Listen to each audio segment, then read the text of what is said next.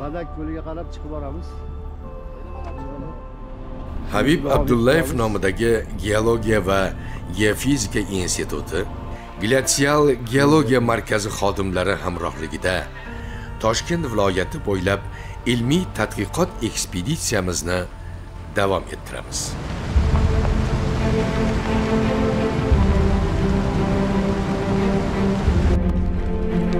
Tong otdi.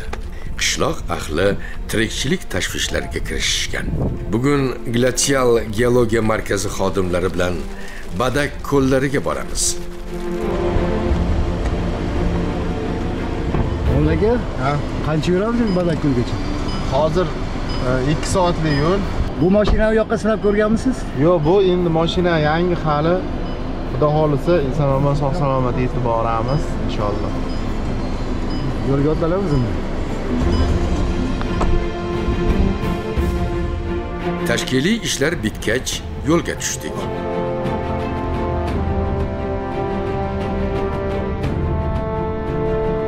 Ish bajarasizlar yana.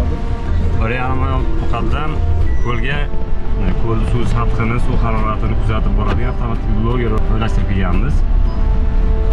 Ko'lda mavsumiy suv sathi o'zgarishi, kunlik o'zgarish dinamikalarini aniqlash maqsadida o'sha logerda qaytib olib kelamiz. Badak saydi quyilish qismida suv sathini o'lchaymiz qo'shimchasi.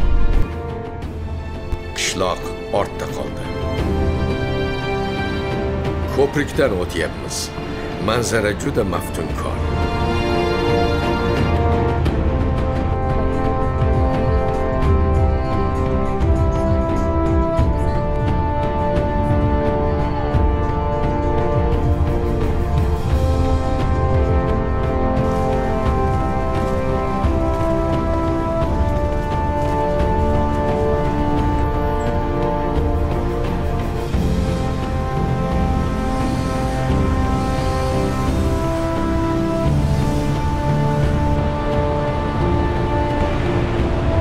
Birin-ketin kechuvlar boshlandi.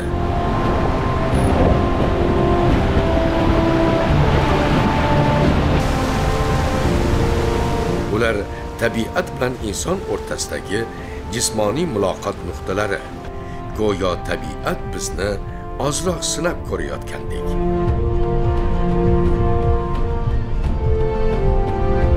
Yo'l yoqasidan o'tayotganda mashina qiyalik tomon siljiyotgandek bo'ldi. Yuragimiz orqaga tortib ketdi. Ko'z tegmasin, temir tulporimiz baquvvat. Uncha-muncha o'nqir-cho'nqirlarni ko'rdim demaydi. Faqat uni qiynayotgan joy bu to'satdan burilishlar. Chunki ayrim yerlarda mashina botib qolmasligi uchun tezligi yuqori bo'lishi kerak.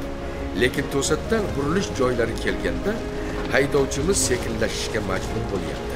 Ana shunday burilishlardan so'ng keladigan to'siqlarda toychog'imiz biroz qiynalyapti.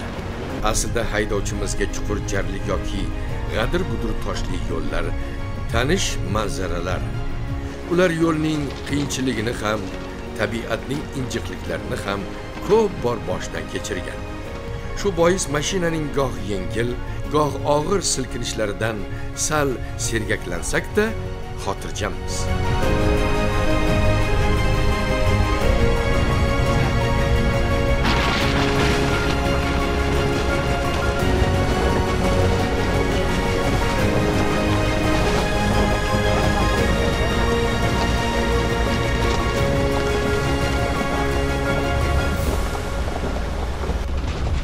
Qanday, yaxshi kelasizlarmi?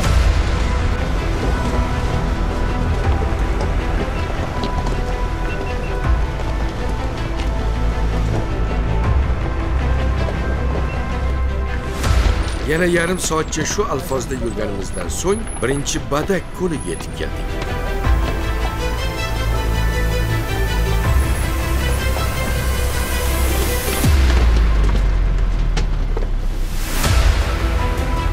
Ko'l juda katta emas, ammo uning betakror go'zalligi, tiniq suvi kishini rom etadi. Suvni tiniqligini, suvni tagidan ham sizga ko'rsatishga harakat qilamiz. Ana asta tushib olamiz, mana qarang. Tushib boryapmiz. Suv juda ham sovuq. Mana. O, buni qarang, mana. Suvni tiniqligini qarang. Lekin hech narsa yo'q, juda ham sovuq. Buni qarang.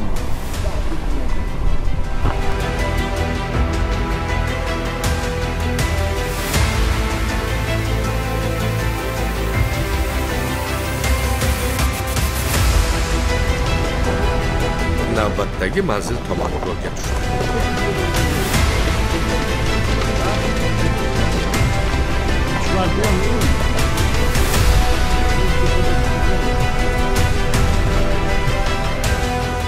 Ikkinchi Badak ko'liga keldik. U birinchisiga qaraganda anchayin sayoz bo'lsa-da, suvi g'oyat musaffo va muzdek. Endi so'nggi 3-ko'l tomon boramiz. Chamasi yana 10 daqiqacha baland-past yo'llardan yurganimizdan so'ng mashina to'xtadi.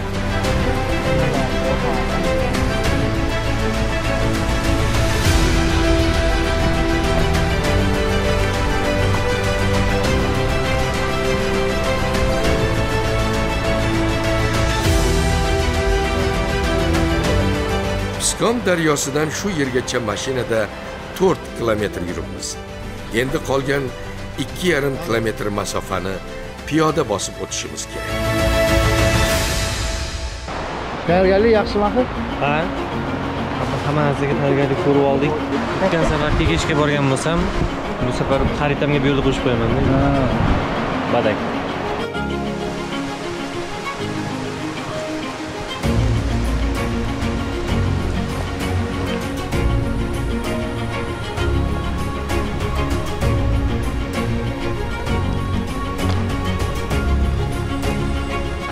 Badak ko'liga qarab ketyapmiz. Kun juda issiq. Bu joylarda ozgina mashinaga yo'l ham ochibdi. Lekin baribir qachondir yurgan. Hozir bizning mashinamiz pastda qolib ketdi. Hozir 1 soatdan oshiq bir maromda chiqib borsak, o'sha Badak ko'liga ham chiqib boramiz.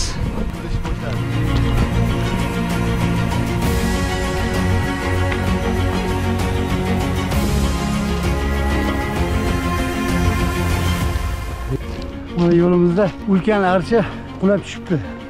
Shamoldan yoki chiriganmi? Yo'q, qattiq shamol bo'lgan. Marinaniki, qor ko'chkisiniki. Ama daradan qor ko'chki kelgan, katta. Daraxt sindi. Biz ko'lga ketayotganda dam olishimizga to'g'ri keldi. Chunki charchab qoldik. Mana qarang, qayerda? Pastlikdan chiqib kelyapmiz. Hali biz yetib chiqqanimiz yo'q. Qancha pastlikdan chiqib keldik. Hozir, mana pastlikda mashinamiz ko'rinyapti. Yana qancha yuramiz? 800 metr. 800 metr. Ko'lgacha. Ko'lgacha. Hozirgi turgan joyimiz bilan yetib borgan joyimizni oralig'idagi balandlik 150 metr. Lekin yaqin 1 kilometr masofaga yuramiz-da yana. Shunday. Bu ham kilometrgacha. yarim soat degani-da.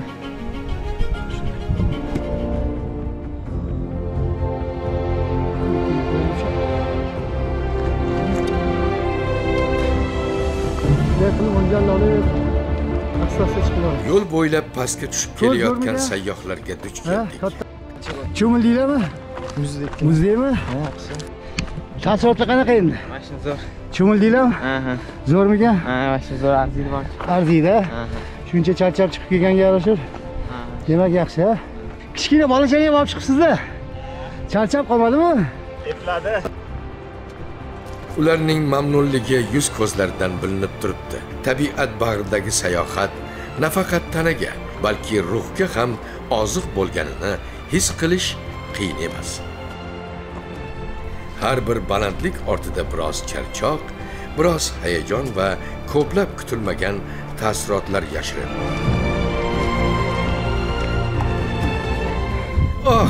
Ozgina qoldi. Nasib bo'lsa, ko'lga yetganimizdan so'ng bu mashaqqatli yo'llarning mukofoti sifatida go'zallikdan bahramand bo'lamiz, dam olamiz, so'ngra ko'lda ilmiy tadqiqot ishlarini olib boramiz. Будем наслаждаться красотой, отдыхать, ну и немножко работать. tog' tomondan esayotgan mayin shabada yo'ldagi charchoqni aritgandek bo'ladi. Qadamlarimiz tezlashadi.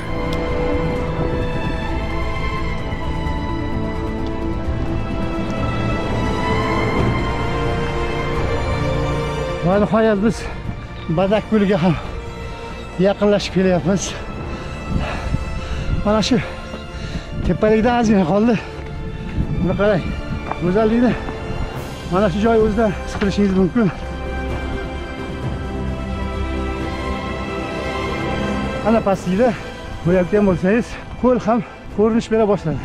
Hozir biz ko'lning yuqori qismidamiz. Asta ko'lga yaqinlashib boryapmiz. Albatta, bu joyga chiqguncha o'zining mashaqqatlari bor. Bir burilishdan so'ng nihoyat ko'z oldimizda ajoyib manzara paydo bo'ldi. Jozibador ulkan ko'l. Uni o'rab turgan yashillik va toshlarga urilgan suv to'lqinlarida jimirlab turgan quyosh nurlari.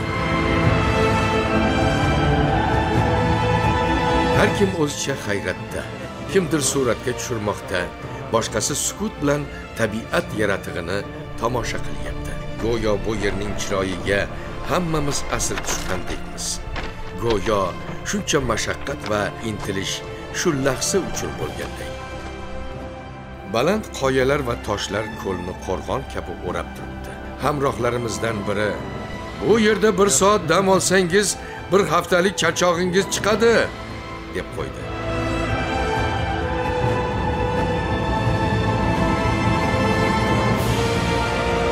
Mana nihoyat mana mashinamiz qolgan joydan shu joygacha 1 soatda yetib chiqdik. Lekin charchab keldik-ku. Hamma charchoqlar mana shunday ko'lni bag'riga kelganda charchoqlar chiqib ketdi. Mana hozir endi geologiya xodimlari mana suvga o'zlarining priborlarini tashlashgan ekan. Hozir shuni olish jarayonini birga tasvirga olamiz. Ko'l dengiz sathidan 1700 metr balandlikda joylashgan. Toshkentdan 165 kilometr uzoqlikdagi bu tabiiy maskanning uzunligi 1130 metr, eni 274 metr, o'rtacha chuqurligi esa 13,5 metrni tashkil qiladi.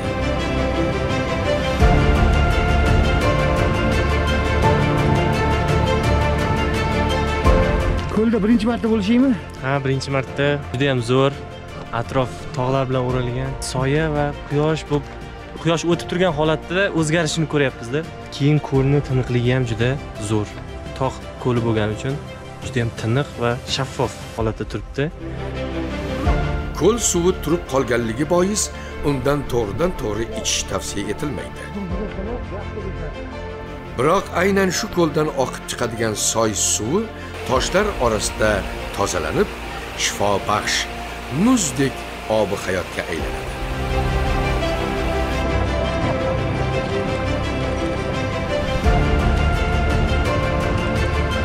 Timur aka, nu как? Taassurotlar qanday? Zo'r. Havosi issiq, chang va gazlarga qorishgan shahardan chiqib, ancha salqin va havosi musaffo tog'ga keldik. Bunday joylarga kelish odamga rohat beradi. Qarang, ona tabiatning ming xil ranglari, go'zal ko'l, bularning barchasini tomosha qilish ajoyib. Unda hammani taklif qilamizmi? Ha, taklif qilamiz, lekin hammani ham emas. Faqat tabiatni sevuvchilarni va uning ne'matlarini qadrlovchi sayyohlarni bunday joylarga taklif qilamiz. Заботиться надо о природе. Да, Такие да. места очень.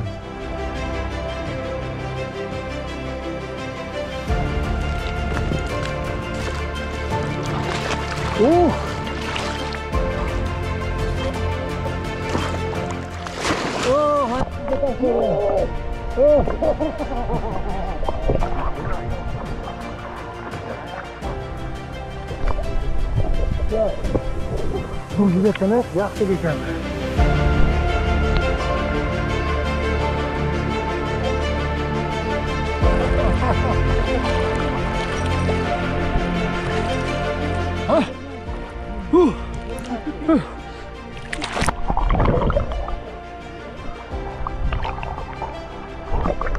Voilà.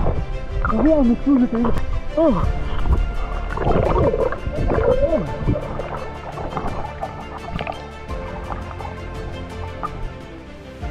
Biz hozircha faqat ko'l suvining ko'k rangdagi holatini ko'rib turibmiz. Lekin hamrohlarimizning aytishicha, ko'l kunning vaqtiga qarab rangini o'zgartirar ekan. Erta tongda ko'k yashil rangda, hozirgi paytda ko'k rangda, quyosh botganda esa kumush rangda tovlanar ekan. Hamrohlarimiz 2 oycha avval ushbu ko'lning suv sathi, harorati va tebranishini o'lchash uchun maxsus qurilma joylashtirib ketishgan ekan. Ammo hozirda u qurilma suv ostida qolganligi sababli olishning imkoni bo'lmadi.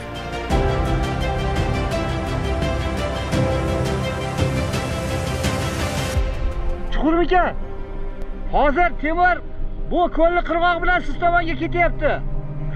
Sizga yordam beradi.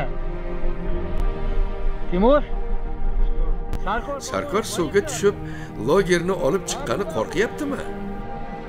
Qo'rqmayotgan bo'lsa kerak-ku, lekin agar u suvga tushsa, keyin bizga qutqaruvchilarning yordami kerak bo'ladi.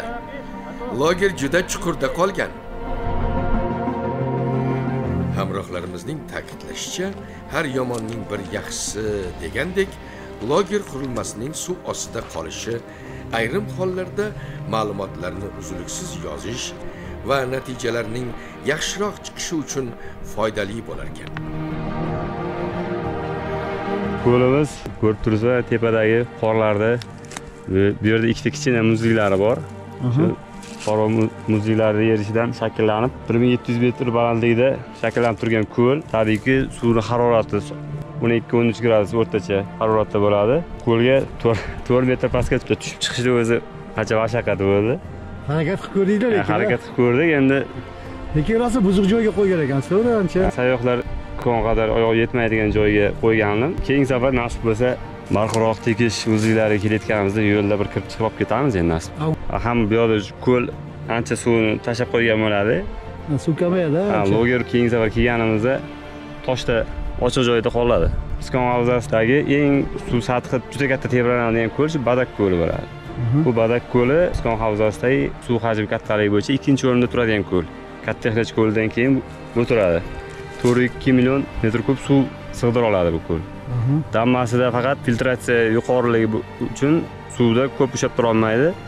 To'lin suv davrida to'liq hajmni egallaydi, qolgan payt suv tashab yuboradi. Maksimal chuqurligi 23,5 metr. Ko'ldan chiqayotgan suv oqimini o'lchaymiz. Yana bir marta qo'shimcha kelishimizga sababchi bo'lyapti. Unday o'lchaydigan bo'lsak, ma'lumotimiz ko'proq ma'lumotga ega bo'lamiz-da. Ilmiy tahlil qilganimizda ham yetarlicha asosga ega bo'lamiz-da, nasib bo'lsa. Ныряльщики нужны за жемчугом. Только вместо жемчуга прибор. Nechta? Yili 8-mayda qo'ygan ekanmiz-da. Avgustda kelganimizda o'zi qirg'oqda turib, qirg'oqqa bo'ylab 8-9 metr tros pastga tashlaganman. Chuqurga. Chuqurga. Shu borganimizda kamida yana bir 7-8 metr ko'l sathidan tepagida turib qolgandi loger. Shu sath tushib ketgan, loger quruqda qolib ketgan. Buni ma'lumotlarini ko'radigan bo'lsam, issiq paytlarda harorat 60-70 gradusgacha chiqib ketganda, tosh harorat, temir endi, loger metal. Minimal maksimal 7 metr suv tebranish kuzatganda logerimiz. Katta maydondagi ko'l uchun 7 metr qalinlikdagi suv juda katta hajmni beradi.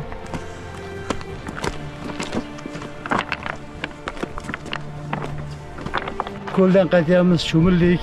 Charchoqlar chiqdi, endi pastlikka qarab boramiz. Bugungi safarimiz ham yomon bo'lgani yo'q. Bizni kuzatib borsangiz, yaxshi sarguzashtlik kutmoqda. Bizni kuzatishda davom eting. Yer bilan osmon tutashganday tuyuladigan bu manzara qalbingizda osoyishtalik, ko'nglingizda esa huzur uyg'otadi. Soatlab qolib tomosha qilgimiz keldi. Hatto safarning og'ir mashaqqatlari ham unutildi. Lekin ortga qaytish kerak.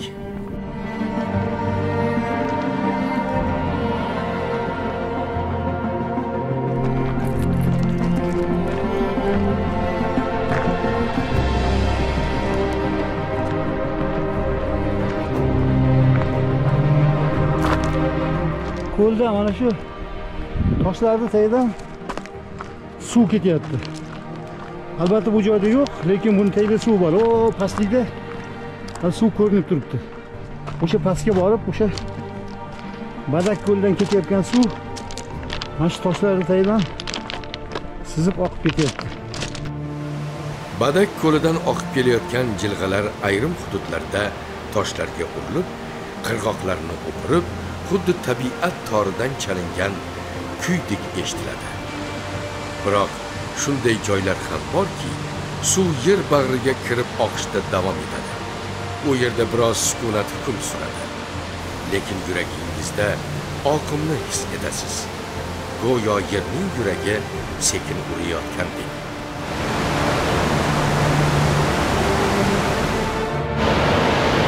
Mana tepadan Badak ko'ldan oqib kelayotgan suvni qarang.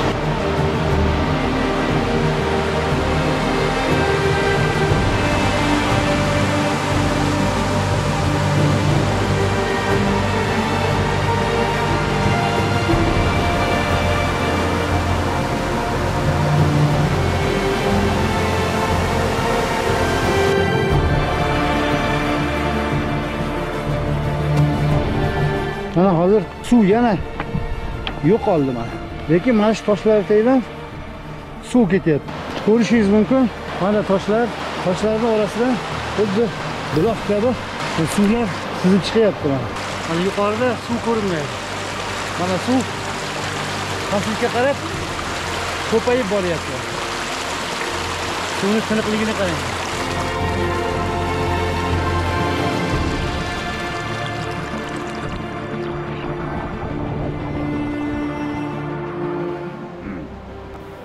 Hamrohlarimiz ana shu Badaksoyda suv o'lchash ishlarini olib borishmoqda.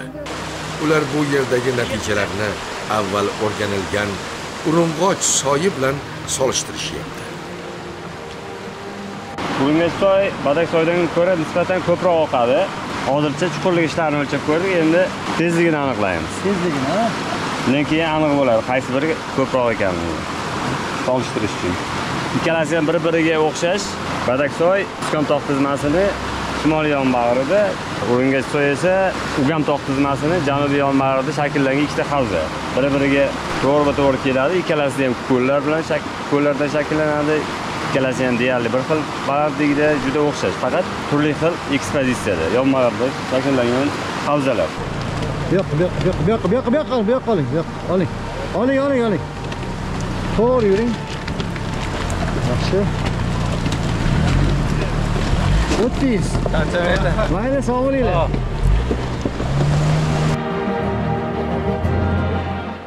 Hamrohlarimiz o'z ishlariga sho'ng'ib ketishgan. Biz esa bu oralikda mana bu go'zal manzarani tomosha qilib turamiz.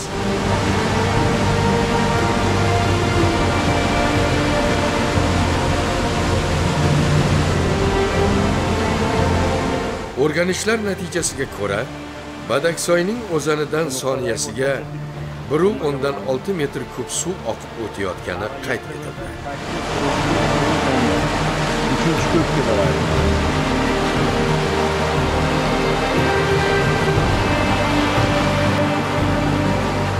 Do'stlarimiz ishlarini tugatgach, yo'limizda davom etdik.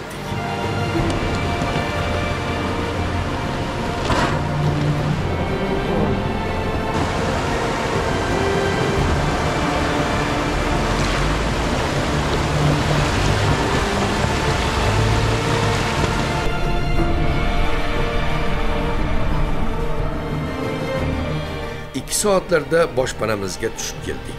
Haydovchimiz Mo'min aka qo'li gul oshpaz ekan. Kela solib kechki ovqat harakatiga tushib ketdi.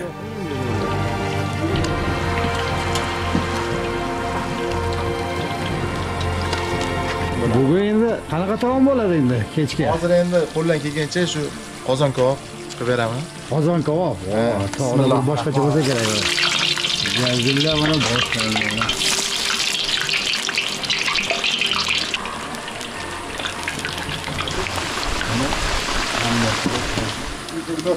Bo'ldi. O'rtasiga qo'ydingmi? Olovga langilla. Ye, mana bu qushchani qarang. Ipga o'rlashib qolibdi-ku.